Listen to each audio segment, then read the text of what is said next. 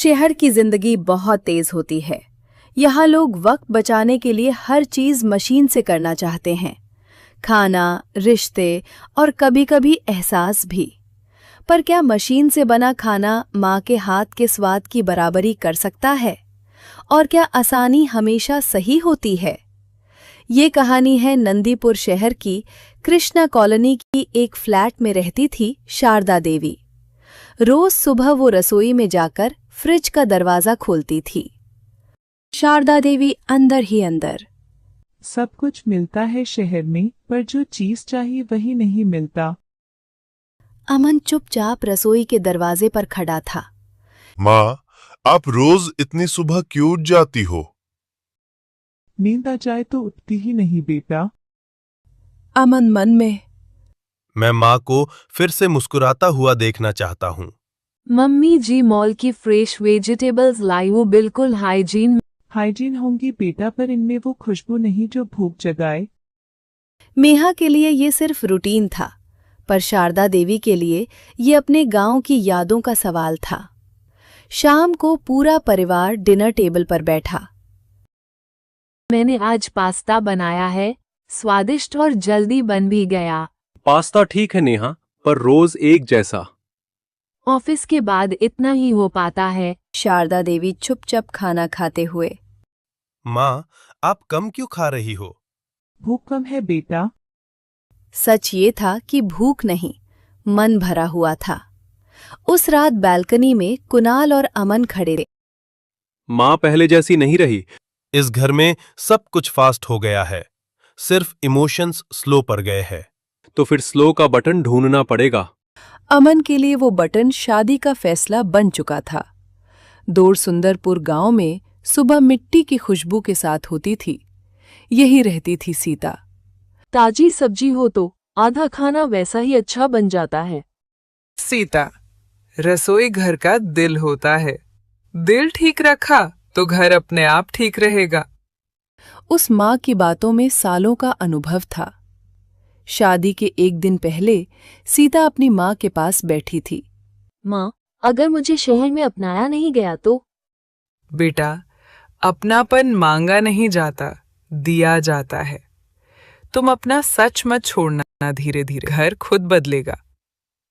कुछ ही दिन बाद अमन की शादी सीता से हो जाती है।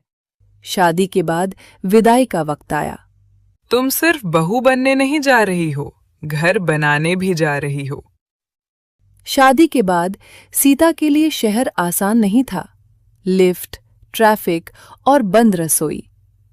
यहाँ तो हवा भी जैसे रुक रुक कर चलती है। शादी के बाद अमन ने सीता से पहली बार खुलकर बात की। सीता, शहर तुम्हें अजीब लग रहा होगा। थोड़ा, पर मैं सीख जाऊंगी। माँ को सिर्फ बहू नहीं, बेटी जैसी जरूरत है। मैं कोशिश नहीं, पूरी जिम्मेदारी लूंगी। पहली रसोई का दिन आया। सीता, ये लो सब्जी मॉल से लाई हूँ। जी दीदी। मिक्सर यूज कर लेना, फास्ट होता है। लेकिन दीदी, सिलबट्टे का स्वाद अलग ही होता है। खाने के खुशबू से पूरा घर महक उठता है। बहू के आने के बाद तो जैसे रसोई जिंदा ही हो गई। आज खाने में बचपन का स्वाद है। सीता, तुमने सिर्फ खाना नहीं, घर का दिल बदल दिया। रात को सीता ने माँ को फोन किया। माँ, सब ठीक है, पर मन नहीं लगता। बेटा, जब मन भारी हो तो रसोई में जाकर कुछ पका आना, दिल हल्का हो जाएगा। अगली सुबह सीता की मुलाकात पड़ोसन कमला से होती है। कमला, तुम्हारी आंखों से ही पता चल रहा है, मॉल वाली सब्जी से खुश नहीं हो। दीदी, सब कुछ मिलता है, पर गांव जैसी ताजी सब्जी और अच्छा स्वाद नहीं मिलता। मेरे साथ चलो, मैं तुम्हें ताजी सब्जी लेना सिखाऊंगी। कमला सीता को मंदी लेकर जाती है। यहाँ देखो, मिट्टी लगी हो तो डरना मत, समझना, सब्जी जिंदा है। कमला हर सब्जी उठाकर समझा रही थी, जैसे माँ अपनी बेटी को सिखाती है। अगली सुबह सीता ताजी सब्जी लेकर घर आती है। इतनी सुबह और इतनी सब्जी? हाँ दीदी, पर आज घर को थोड़ा गांव बनाऊंगी। ताजी सब्जी के साथ सिर्फ स्वाद नहीं, बातें भी लौट आई। ताजी सब्जियों से ही बना खाना दिल को सुकून देता है। अब ये घर घर लगता है, आज खाना खाते वक्त अच्छा लग रहा है। क्योंकि आज हम साथ में बैठ कर बात भी कर रहे हैं। नेहा धीरे धीरे सीता के साथ मंदी जाने लगी। मुझे भी सिखा दो घर का स्वादिष्ट खाना कैसे बनता है। रसोई में बस प्यार और वक्त चाहिए दीदी, और मैं शॉर्टकट में ही घर ढूंढ रही थी। वक्त के साथ आज नंदीपुर का वो घर सिर्फ रहने की जगह नहीं रहा, एक जीता जागता परिवार बन गया। सच कहते हैं लोग, बहुएं सिर्फ घर संभालती नहीं, घर बनाती भी हैं। घर दीवारों से नहीं, दिलों से बनता है माँ। बेटा, तुमने मुझे मेरा गांव लौटा दिया।